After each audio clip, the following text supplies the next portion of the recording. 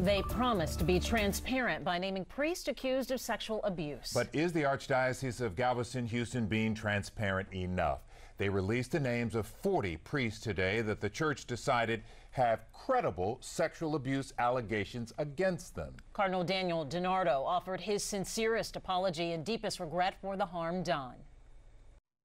It is a day when the healing of the church, we hope, can begin, even though the day itself, for many of us, maybe all of us, is indeed painful. It's a day of anger. DiNardo says the list shows the church's commitment to accountability and transparency, but the Archdiocese was not as open and upfront as others in Texas. The leaders of dioceses from across the state made themselves available to answer questions about the priest in their areas. DiNardo only released that video statement. Tonight we have team coverage with reaction from the mother of an alleged victim. But first, investigative reporter Jeremy Rogowski. Jeremy? Well, Len and Mia, while Cardinal DiNardo released the names of accused priests, the Catholic faithful reading over that list won't know much of anything about the actual abuse. The releasing of these lists is at least one small step towards transparency.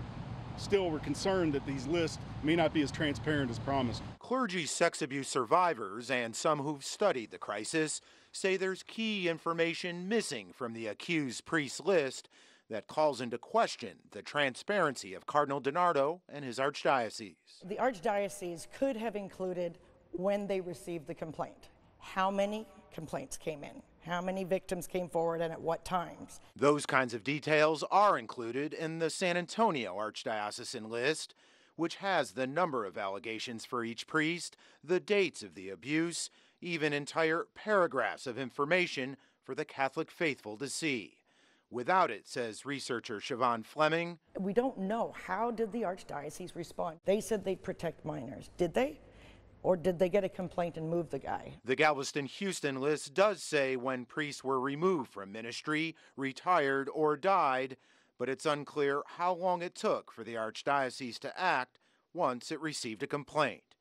We wanted to ask Cardinal DiNardo about that, but he isn't taking our questions. Transparency to action and to eventual healing. Instead, releasing a short prepared video talking about transparency. Now, Cardinal DiNardo said today's list may be updated as an outside consultant continues to review files or if any other abuse survivors come forward. DiNardo encourages them to do so and to contact police. Mia and Len? Yeah, we got a long way to go in this story. Jeremy, thank you.